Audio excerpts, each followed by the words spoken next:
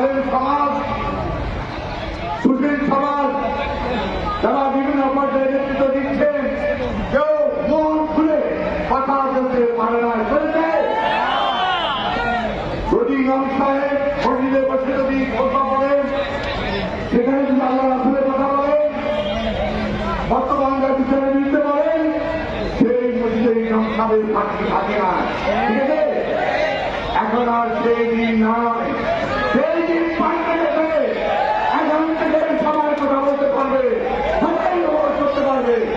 আমরা মনে করি ইসলাম আমাদের মনের ধর্ম, আমাদের অন্তরে আমরা বসবাস করি, আনন্দ করি। সেই ইসলামের বিরুদ্ধে কোন ষড়যন্ত্র আমরা মানতে নিতে পারি না। আজকে উপস্থিত মুসলিম ভাইরা, আপনারা সবাই জানেন গত কয়েক বছর ধরে এই দেশের অত্যাচার, অভিশাপ, লুটপাট, লক্ষ লক্ষ কোটি কোটি ডলার টাকা, আমার চাই দেওয়া টাকা সব তারা ঘুরে ঘুরে নিয়েছে। আজকে এর বিরুদ্ধে বিএনপি সহ বিভিন্ন দল আমরা বহুবার চেষ্টা করেছি, এই সরকারকে প্রদান করার জন্য আমরা ব্যর্থ হয়েছি। তাদের হামলার বিরুদ্ধে হামলার মুখে, তাদের মামলার মুখে গুম করার কারণে আমরা অনেকেই সেদিন আলোচনা করি নাই। আজকে বলতে চাই, বৈষম্য বিরোধী ছাত্র সমাজ সেই জুলাই মাস থেকে তাদের আন্দোলন করেছিল, কোটা আন্দোলন। সেই কোটা আন্দোলনের প্রেক্ষিতে শেষ পর্যায়ে একটা দাবিতে প্রযুক্ত হয়েছিল শেখ হাসিনা পতন চাই। সেই আন্দোলনে আমরা আলেম সমাজ, বিভিন্ন রাজনৈতিক দল, আমরা বৈষম্য বিরোধী ছাত্র সমাজকে আমরা সহযোগিতা করেছিলাম।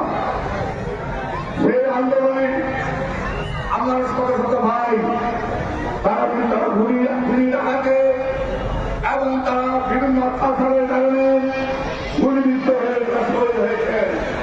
আজকে এই মাহফিল থেকে ওই সব যারা আন্দোলন করেছিলেন, হাসিনার বিরুদ্ধে যারা মৃত্যুবরণ করেছেন, শহীদ হয়েছেন, তাদের আত্মার কামনা করি।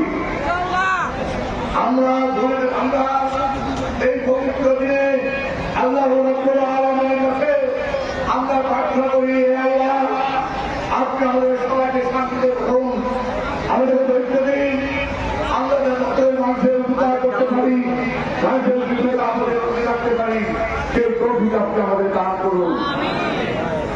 আজকে এখানে সবাই যে আমরা একত্রিত হয়েছি, আজকে কমিটি আমাকে দাওয়াত করেছেন। আমি এখন নাখান্দা বান্দা, আমরা অনেক সময় বিভিন্ন কারণে হয়তো আমাদের ভুল ত্রুটি হয়ে থাকে। রাজনীতি করতে গেলে অনেক সময় আমাদের ভুল ত্রুটি হয়, তারপরেও আমি মনে করি আমি একজন নাখান্দা বান্দা। আমাকে আজকে কমিটি এখানে প্রধানমন্ত্রী অতিথি করে যে সম্মান দিয়েছেন, আমি আপনাদের সন্তান, আপনাদের এলাকায় বসবাস করি। আমার বাবা বড় হারিম সিংহ চেয়ারম্যানের সবাই ছিলেন, আমার বাবার সন্তান হিসেবে আমি এখানে আজকে আপনারা যে সম্মান দিয়েছেন, আমি আমার মনের অন্তঃস্থল থেকে, হৃদয় থেকে আমি আজকের এই কমিটিকে আমি আন্তরিক অভিনন্দন জানাই।